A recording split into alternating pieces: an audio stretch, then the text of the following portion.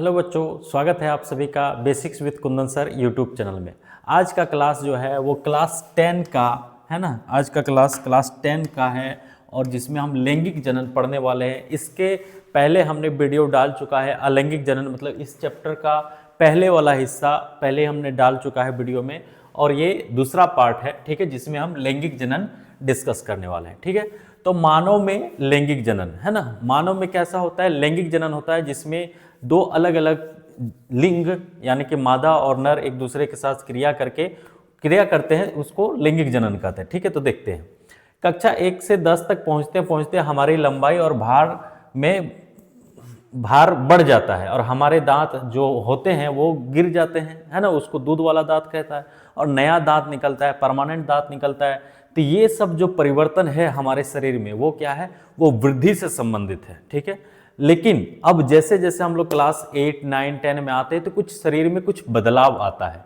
उस तरह के बदलाव को हम लोग क्या कहते हैं? वो किसके कारण आता है? उसको किशोरा अवस्था कहते हैं या फिर यौवना आरंभ, मतलब युवा अवस्था का आरंभ होता है। ठीक है, तो इनमें कुछ परिवर्तन आता है जिसमें लड़का और लड़की का समान कुछ परिवर्तन आता है। वो सब क्या समान परिवर्तन होता है? जैसे कुछ भाग, शरीर के कुछ भाग जैसे कांख में और जांग के बगल में जननांगी क्षेत्र के जगह पर क्या निकल आता है? बाल का गुच्छ निकल आता है। ये लड़का और लड़की दोनों में होता है। और उनका रंग जो जननांग है उनका रंग भी क्या हो जाता है? गहरा होता है। पैर, हाथ, चेहरे, इस पे महीन रोम आ जाते हैं, त्वचा तेलीय होने लगता है और कभी कभी मुहान से निकल आते हैं। ये लड़का लड़की दोनों में इतना सारा बदलाव आता है। ठीक है, और हम अपने और दूसरों के प्रति अधिक सजग हो जाते हैं। एक दूसरे के प्रति हम क्या हो जाते हैं? अधिक सजग हो जाते हैं। दूसरी ओर कुछ ऐसी भी परिवर्तन होता है जो लड़कों में अलग होता है, लड़कियों में अलग होता है। जैसे लड़कियों में क्या होता है? उसके स्तन का आकार बड़ा होता है। ठीक है, स्तनाग्र का त्वचा जो है उसका रंग गहरा होता है ना। और इस समय जो लड़कियों में जो है वो रजोधर्म भी स्टार्ट हो जाता है। रजोधर्म किसको कहते हैं? ये शुद्ध हिंदी वर्ड है, इसको सामान्य बोलचाल के भाषा में कह सकते हैं। ये क्या है? पीरियड। ठीक है, जिसको हम लोग पीरियड बोलते हैं। ये पीरियड क्या होता है आगे हम समझाएंगे। ठीक है, चलिए अगला देखते हैं। देखिए उनके आवाज में क्या होता है? लड़कों के चेहरे में दाढ़ी मूछ आने लगती है। ठीक है, उनका ये तो लड़कियों का पढ़े कि लड़कियों में क्या होता है कि स्तन का आकार बड़ा होने लगता है और उसका रंग गहरा हो जाता है और रजोधर्म स्टार्ट हो जाता है। तो लड़कियों में क्या होता है? लड़कों में दाढ़ी मूछ आने लगता है। ठीक है, और आवाज़ फटने लगता है। दिवा स्वप्न अथवा रात्रि में शिश्न का उग्र होने लगता है। ठीक है, ये सभी परिवर्तन महीनों, वर्षों और अधिक अवधि में मंद गति से होता है। ये जो परिवर्तन अभी हमने बताया वो बहुत धीमे गति से होता है। ठीक है, और परिवर्तन जो है ये परिवर्तन सभी व्यक्तियों में अलग अलग समय में हो सकता है।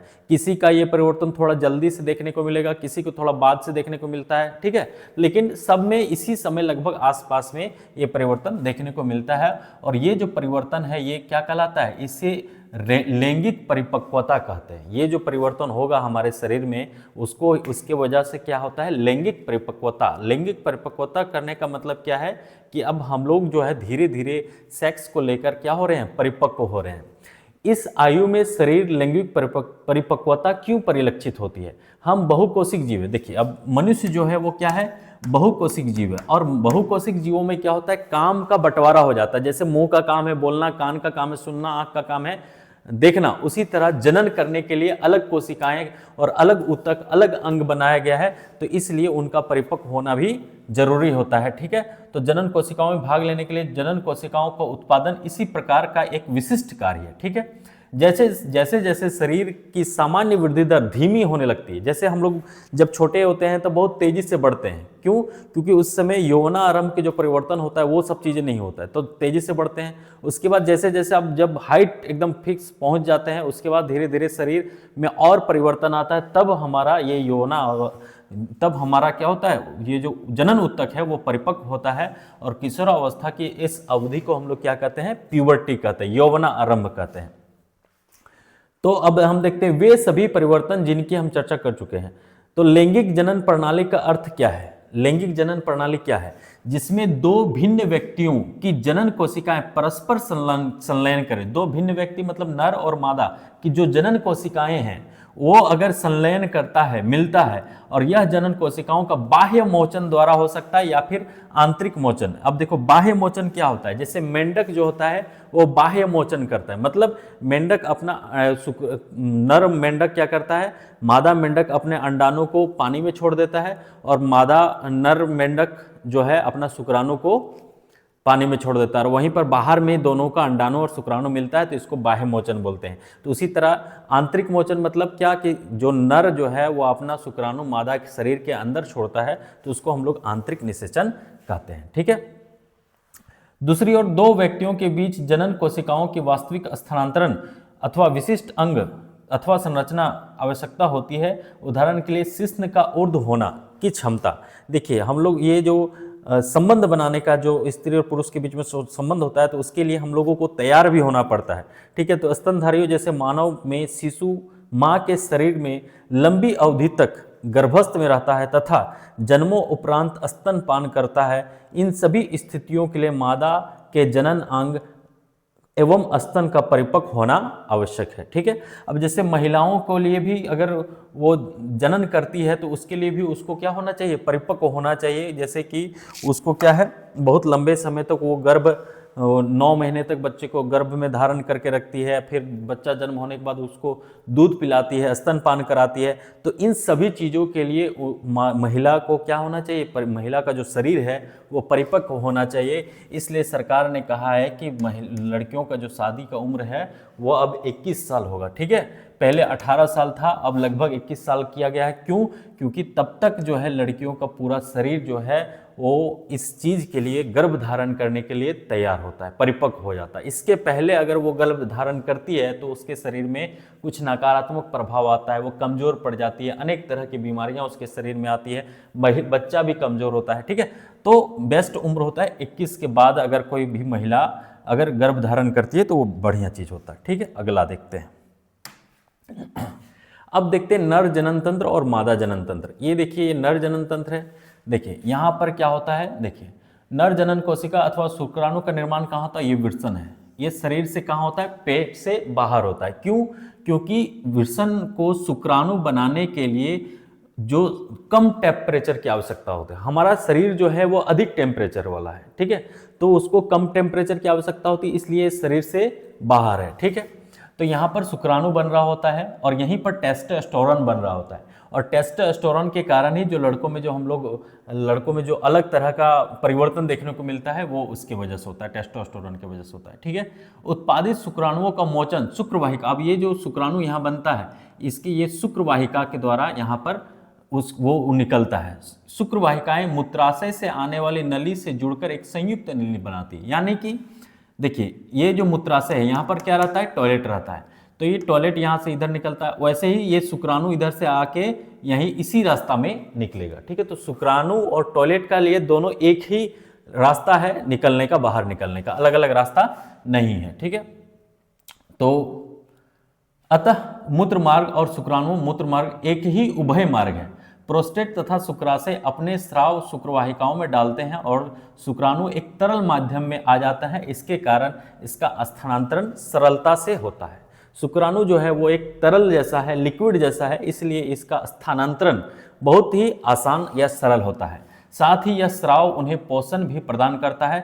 शुक्राणु सूक्ष्म संरचनाएं, जैसे इसके पहले वाला वीडियो में बताए थे कि नर जो जनन अंग है वो नर जनन कोशिका जो है वो छोटी होती है, मादा जनन कोशिका क्या होती है, वो बड़ी होती है। ठीक है। तो ये छोटा है ना, और जिनमें अनुवांशिक पदार्थ होता है और एक लंबी पूंछ होती है। देखिए ये शुक्राणु का इस तरह का फोटो देखे होंगे, इस तरह का, आगे में थोड़ा ऐसे रहता है और पीछे से पूंछ जैसा रहता है, इसको शुक्राणु कहते हैं। ठीक है। जो इन्हें मादा जनन कोशिकाओं में तैरने में सहायता करता है। ये जो पूंछ जैसा होता है जो इसको जैसे यहाँ से यहाँ जाने में, ये अंडाणु जो होता है वो यहाँ पर होता है। ठीक है। तो यहाँ से यहाँ जाने में इसको तैरने में मदद करता है ये पूंछ। ठीक है। अब बात करते हैं मादा जनन कोशिका। ठीक है। तो बोल रहा है मादा जनन कोशिका में अंड कोशिका का निर्माण अंडाशय में होता है। ये देखिए ये अंडाशय है, यहाँ पर क्या होता है, अंड कोशिका का निर्माण होता है। वे कुछ हार्मोन भी उत्पादित करते हैं जिसको एस्ट्रोजन कहता है। लड़की के जन्म के समय ही अंडाशय में हजारों अंडाणु होते हैं, छोटे छोटे अंडाणु। जब लड़की जन्म लेती है उसी समय इसके अंडाशय में हजारों अंड होते हैं, छोटे छोटे अंड होते हैं। यौवना आरंभ में इनमें से कुछ परिपक्व होने लगता है। जब यौवना आरंभ आता है, जब 12-13 साल का उम्र आता है, उसको यौवना आरंभ धीरे धीरे होने लगता है, तब से ये क्या होता है, कुछ अंड धीरे धीरे परिपक्व होने लगता है, ठीक है, मतलब तैयार होने लगता है। 2 में से 1 अंडाशय द्वारा प्रत्येक माह का 1 अंड परिपक्व होता है। महीन अंडवाहिका अथवा फैलोपियन ट्यूब द्वारा यह अंड कोशिका से गर्भाशय तक ले जाते हैं। दोनों अंडवाहिकाएं संयुक्त होकर एक लचीले थैलेनुमा संरचना निर्माण करती है जिसे गर्भाशय कहते हैं। गर्भाशय गिरवा द्वारा योनि में खुलता है। अब देखिए यहां पर समझते हैं क्या होता है। देखिए इस पूरा प्रोसेस को हम लोग समझते हैं।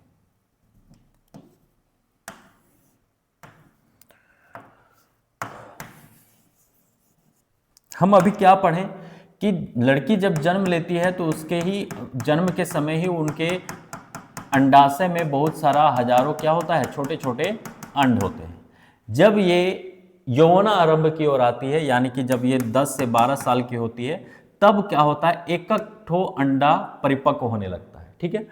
अब यहाँ पर प्रत्येक माह एक, जैसे मान लेते हैं जनवरी, अगर जनवरी में यहाँ से एक अंडा परिपक्व हुआ तो अगला महीना फरवरी में यहाँ से एक अंड परिपक्व होना स्टार्ट होगा, ठीक है। परिपक्व होगा, यहाँ पर पहुंचेगा, चलते रहेगा, फैलोपियन ट्यूब में रहेगा, ठीक है। अच्छा, अब उसके बाद और क्या होता है, जब ये अंड बाहर की ओर निकलता है तो ये जो है, ये इसको गर्भाशय कहते हैं। देखिए यहाँ पर लिखा हुआ है, ये गर्भाशय है। तो गर्भाशय जो है वो सोचता है कि क्या आएगा, निषेचित अंड आएगा, को फर्टिलाइज्ड अंड आएगा, ठीक है, जायगोट आएगा। तो निषेचित अंड आने के लिए ये क्या करता है, अपने आप को तैयारी करता है। जैसे हम लोग मिडिल क्लास फैमिली से, हम लोग को जब पता चलता है कि घर में मेहमान आने वाला है तो हम लोग घर को अच्छे से थोड़ा तैयार करते हैं, सजाते हैं, है ना, नया नया कपड़ा लता सब कुछ, बेडशीट वगैरह, है ना, कंबल, मतलब जो भी है नया नया करने का प्रयास करते हैं, ठीक है।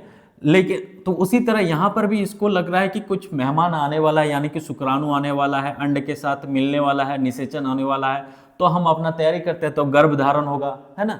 तो ये भी तैयारी करता है, और ये तैयारी के क्रम में क्या करता है, ये अपना जो भित्ति है उसको थोड़ा मांसाल कर लेता है, ठीक है, मांसाल कर लेता है, ताकि अगर गर्भ अंड निषेचित हो जाए और यहाँ गर्भ धारण हो जाए तो हम उसको क्या करें, अपने उसको प्रोटेक्ट कर पाए, ठीक है, उसको अच्छे से देखभाल कर पाए, ठीक है। तो ये चीजें चल रहा होता है।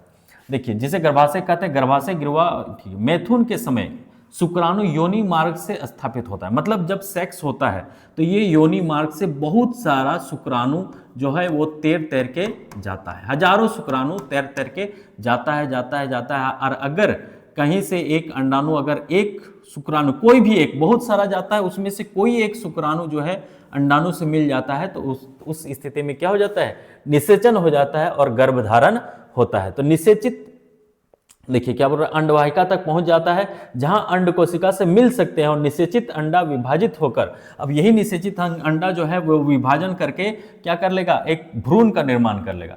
और भ्रूण गर्भाशय, भ्रूण मतलब किसको, जो एकदम जो अंडाणु और शुक्राणु के मिलने से जो बना, जो जायगोट बना, उसको भ्रूण कहते हैं। और ये गर्भाशय में स्थापित हो जाता है जहां यह लगातार विभाजित होकर, ठीक है, अंगों को विकास करता है। और हम पहले ही पढ़ चुके हैं कि मां के शरीर में गर्भधारण एवं उसके विकास के लिए विशेष रूप से अनुकूलित होता है। मां का शरीर जो है वो गर्भ धारण करने के लिए और उसका विकास करने के लिए पहले से विशेष रूप से वो क्या होता है, अनुकूलित होता है। अतः गर्भाशय प्रत्येक भ्रूण को ग्रहण करने एवं उसके पोषण हेतु तैयारी करता है। इसके परत मोटी होती जाती है तथा भ्रूण के पोषण हेतु रुधिर प्रवाह भी बढ़ जाता है। भ्रूण को मां के रुधिर से पोषण मिलता है। अब ये प्रश्न पूछ सकता है कि भ्रूण को, मतलब वो छोटा सा जो जायगोट है, उसको पोषण कहाँ से मिलता है, तो मां के रुधिर से मिलता है। इसके लिए एक विशेष संरचना होता है जिसको प्लेसेंटा कहते हैं, है ना। ये प्लेसेंटा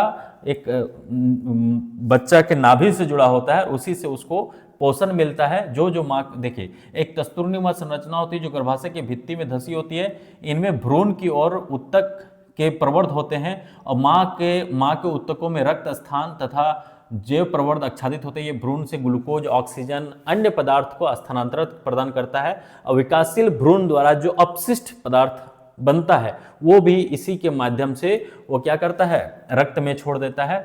और माँ के शरीर में गर्भ होने में लगभग कितना दिन का समय लगता है, 9 मास का समय लगता है। उसके बाद जब भ्रूण जो है अच्छे से तैयार हो जाता है तब वहां पर गर्भाशय में क्या होता है, संकुचन होता है। संकुचन मतलब क्या कि वहां पर प्रेशर बनता है, ठीक है, इस बच्चे को बाहर निकालने का प्रेशर बनता है। तो मतलब वही संकुचन में क्या होता है, महिला को पेट में बहुत ज़्यादा दर्द होता है और तब जाके संकुचन, और ये जो योनि का मार्ग है वो धीरे धीरे खुलता है, लगभग 10 सेंटीमीटर ये खुलता है ना, तब जाके बच्चा का सर बाहर आता है। और ऐसा कहा जाता है कि इस समय महिला प्रसव करने के समय महिला के शरीर में इतना दर्द होता है कि अगर उतना दर्द एक पुरुष को दिया जाए तो उनकी मृत्यु भी हो सकती है। इसलिए महिलाओं को कमज़ोर नहीं आंकना चाहिए, है ना। महिला बहुत ही शक्तिशाली होती है, बहुत मजबूत होती है कि वो एक नए संतान, एक नए बच्चे को जन्म दे देती है, ठीक है। अब क्या होता है जब अंड का निषेचन नहीं होता है, जैसे अभी हम लोग डिस्कस किए कि क्या होगा जब अंड का निषेचन नहीं होगा, ठीक है। अभी हम लोग फिर से समझते हैं इस बात को कि अगर अंड का निषेचन नहीं होगा तो क्या होगा। हम लोगों ने पढ़ा, क्या देखा, हम लोगों ने देखा कि अंडाणु जो है वो प्रत्येक माह जो है एक अंडा को क्या करेगा, परिपक्व करेगा, है ना, आगे की ओर भेजेगा। और इसके लिए वो तैयारी भी करेगा गर्भाशय, है ना, अपना भित्ति को मोटा कर लेगा। अब देखो शुक्राणु तो हर समय जा नहीं रहा है ना, शुक्राणु करने मतलब जो भी है बच्चा हर समय हर महीना तो आदमी थोड़ी पैदा करता है, तो इसलिए शुक्राणु नहीं जाएगा, लेकिन ये तैयारी हर महीना करता है, ठीक है। तो अब समझते हैं, मान लेते हैं जनवरी और इधर फरवरी, ठीक है। तो जनवरी के मंथ में क्या हो रहा है, एक अंडाणु परिपक्व हुआ, ठीक है, और परिपक्व हुआ तो परिपक्व होने लग रहा है, तो ये भी अपना तैयारी कर रहा है कि पता नहीं कब शुक्राणु आ जाए, तो तैयारी करेगा। इसका एक टाइमिंग होता है, ये जो अंडाणु है वो 1 दिन तक जीवित रहता है, ठीक है, उसके बाद ये खत्म हो जाता है। फिर ये भी लगता है कि यार अंडाणु तो मेरा खत्म हो गया, मर गया।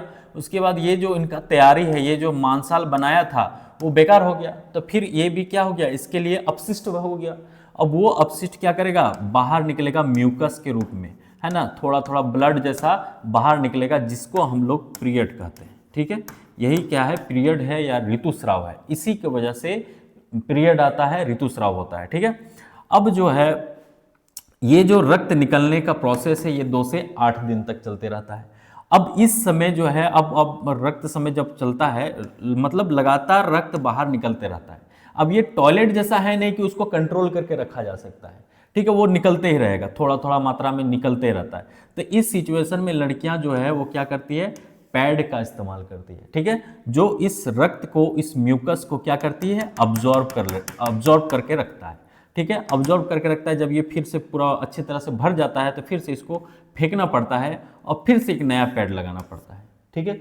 और ये लगभग हमको लगता है कि 4 से 5 पैड इनकी आवश्यकता हो सकता है, ठीक है, जैसा उनका रक्तस्राव मतलब जो म्यूकस जिस तरह निकल रहा है, ठीक है। तो इसी बीच में अब देखिए, तो ये हो गया, यही बोला जब अंड का निषेचन नहीं होगा तो क्या होगा, तो अब यही पीरियड आएगा, है ना। अब इसका मतलब एक प्रश्न और आया कि अगर अंड का निषेचन हो गया तो क्या पीरियड आएगा या नहीं आएगा, आंसर बताइए। अगर अंड का निषेचन हो गया मतलब शुक्राणु आ गया और अंड से मिल गया और निषेचन गर्भधारण हो गया, तो अगला मंथ में क्या पीरियड आएगा या नहीं आएगा, तो नहीं आएगा। क्यों नहीं आएगा, क्योंकि जिस काम का तैयारी ये किया था गर्भाशय, वो काम तो इसको मिल गया। अब ये काम ये 9 महीना तक करेगा, ठीक है, 9 महीना तक करेगा और फिर उस बच्चा को अच्छे से डेवलप कर लेगा, तब जाके वो बच्चा निकलेगा और सारा फिर बहुत सारा कचरा वगैरह बाहर निकलता है जब बच्चा जन्म लेता है, ठीक है। अब फिर इसके बाद और भी चीज समझ लेते हैं। अब फिर यहाँ पर थोड़ा बात आता है कि अब बच्चा हो गया, अब बच्चा होने के क्या तुरंत अगले महीना से फिर से पीरियड आना शुरू हो जाएगा, तो ऐसा कोई जरूरी नहीं है। क्यों नहीं है, क्योंकि जब बच्चा हुआ तो बहुत सारा इसका जो सिस्टम है वो बाहर निकला, है ना, तो फिर से इसको अपने आप को तैयार करने में थोड़ा टाइम लगता है। तो इसको हो सकता है 2-3 महीना टाइम लगे, ठीक है, तो 2-3 महीना टाइम लगेगा, तब जाके फिर से पीरियड आएगा, है ना। और फिर अगला बार आने में मतलब थोड़ा सा यहाँ अनियमितता हो सकता है, कम बेसी ज़्यादा जा सकता है, ठीक है, तो ये चीज़ का भी ध्यान रखना चाहिए। अच्छा, उसके बाद भी क्या होता है, कुछ लोग महानुभाव लोग क्या कैसे होते हैं कि एक बच्चा जन्म लिया है ना, फिर से 2-3 महीना बाद यदि अगर पीरियड आने लग रहा है तो कुछ लोग फिर से शुक्राणु डाल देंगे और फिर से गर्भधारण हो जाएगा। अब इस माँ पर जो है कितना सारा लोड आ जाएगा। एक तो अभी जो 2 महीना का बच्चा होगा, 2 या 3 महीना का बच्चा, उसका फिर से अपना एक घाव जो इसको हुआ था जन्म देने के समय वो अभी भरा नहीं है और फिर से उसको एक नया जिम्मेदारी मिल जा रहा है। तो यहाँ पर अब ये एक फिर से अगर मान लो जागट बन गया, निषेचन हो गया, तो 3 जीवन को इसको संभालना होता है। ठीक है, तो सोचिए ये कितना टफ काम है। इसलिए बोला जाता है कि जो बच्चों के बीच में जो गैप होना चाहिए वो लगभग 2.5 से 3 साल का होना चाहिए। तब तक क्या होता है, ये बच्चा भी अच्छा खासा तैयार हो जाता है, 2-3 साल में माँ का दूध पीना बंद कर देता है ना, और ये गर्भाशय भी जो है वो अपने आप को फिर से परिपक्व कर लेता है, या फिर इसका जो घाव वगैरह उस टाइम हुआ रहता है वो उसको ठीक कर लेता है। तो ये चीज़ ध्यान में रखना चाहिए आदमी को, लेकिन नहीं रखता है ना, और बहुत ज़्यादा महिलाओं को इससे नुकसान होता है। अब हम लोग अगला देखते हैं,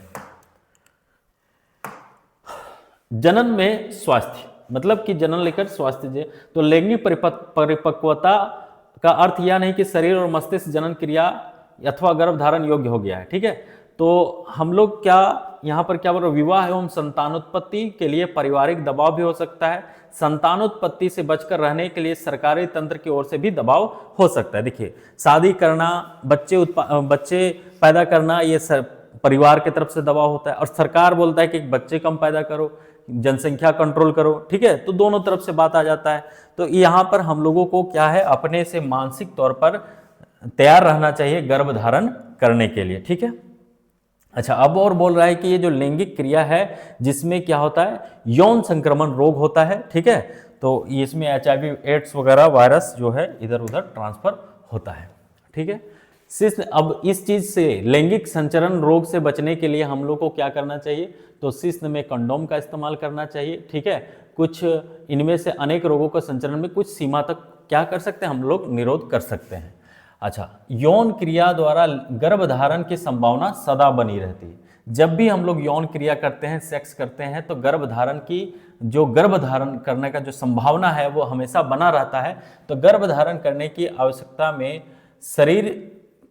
स्त्री के शरीर एवं भावनाओं की मांग की आपूर्ति बढ़ जाती है। जब स्त्री के शरीर में जब गर्भ का धारण हो जाता है तो उस समय उनका जो फीलिंग्स है, भावनाएं हैं, वो चाहते हैं कि उनको घर के, उनका हस्बैंड, उसका सास ससुर, पूरा परिवार उनको बहुत सारा प्यार करे, अच्छा से माने, है ना, उसका टेक केयर करे, ताकि अगर टेक केयर करेगा तो उनका और उनके आने वाले बच्चे पर उनका सकारात्मक प्रभाव पड़ता है। ठीक है, और उनका जो आपूर्ति है, जो भोजन की आपूर्ति है, वो भी बढ़ जाता है।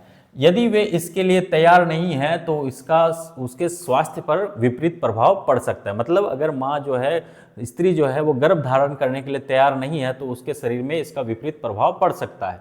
तो गर्भ धारण को रोकने के लिए कुछ तरीके खोजे गए हैं। गर्भरोधी तरीके अनेक प्रकार के हो सकते हैं। एक तरीका यांत्रिक अवरोध है, जिसे शुक्राणु अंड कोशिका तक ना पहुंच सके तो शिश्न में क्या किया जाता है, कंडोम लगाया जाता है। फिर क्या बोल रहा है कि दूसरा तरीका है कि शरीर में हार्मोन संतुलन, यानी कुछ गोली खा के हार्मोन को डिस्टर्ब करके भी अंड का मोचन को रोक देता है। लेकिन इससे क्या होता है, कुछ नुकसान हो सकता है, इसका दुष्प्रभाव पड़ सकता है, परंतु हार्मोन संतुलन को प्रभावित करती है। उनके कुछ विपरीत प्रभाव भी हो सकता है। गर्भधारण को रोकने के लिए कुछ अन्य युक्तियां हैं, जैसे कॉपर टी, है ना, एक टी आकार का होता है जिसको गर्भ में स्थापित कर दिया जाता है। और गर्भ में स्थापित कर देगा तो क्या होगा, जैसे देखिए यहाँ पर टी जैसा स्थापित कर देगा, तो यहाँ पर वो गर्भ को बड़ा ही नहीं होने देगा। ठीक है, तो इससे भी क्या होगा, वो बच्चा वहाँ पर डेवलप नहीं होगा, है ना। और भी बहुत सारा तरीका है। फिर बोल रहा है कि गर्भाशय, हाँ, यदि पुरुष की शुक्रवाहिकाओं को अवरुद्ध कर दिया जाए, है ना,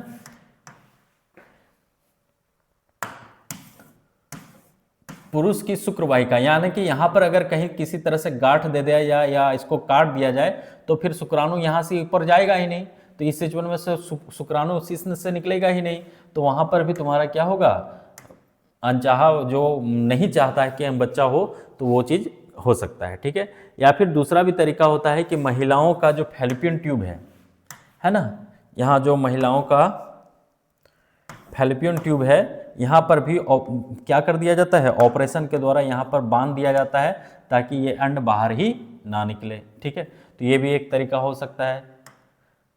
ठीक है, बहुत सारा गर्भ। अब और भी तरीका है, जैसे बोल रहा है शल्य क्रिया। ठीक है, इस तकनीक का दुरुपयोग कर उन्हें, जैसे बोल रहा है कि शल्य क्रिया द्वारा अनचाहे गर्भ को हटाया भी जा सकता है। अनचाहा गर्भ मतलब वैसा शिशु या फिर वैसा भ्रूण जिसका आदमी नहीं चाह रहा है, जैसे कोई शादी से पहले जो अगर सेक्स करता है और अगर उसका गर्भधारण हो जाता है, ठीक है, तो भी वहाँ पर क्या शल्य क्रिया द्वारा उसको हटाया जा सकता है। या फिर समाज में लड़कियों के प्रति थोड़ा सा नकारात्मक विचारधारा है, ठीक है, तो अगर 3 महीना के बाद लिंग का निर्धारण होता है और उसके बाद पता चलता है कि लड़की है, तो उसको भी शल्य क्रिया द्वारा क्या करता है, हटा दिया जाता है, जो गैर कानूनी है। सरकार इस चीज़ को मना करता है ना। अगर ये सब नहीं होना चाहिए, क्या लिखा है, मादा भ्रूण को निर्मम हत्या कर देता है। ठीक है, तो इस तरह से हमारा ये जो चैप्टर है समाप्त हुआ। अगर वीडियो अच्छा लगा तो लाइक करें, कमेंट करें और चैनल को सब्सक्राइब करें।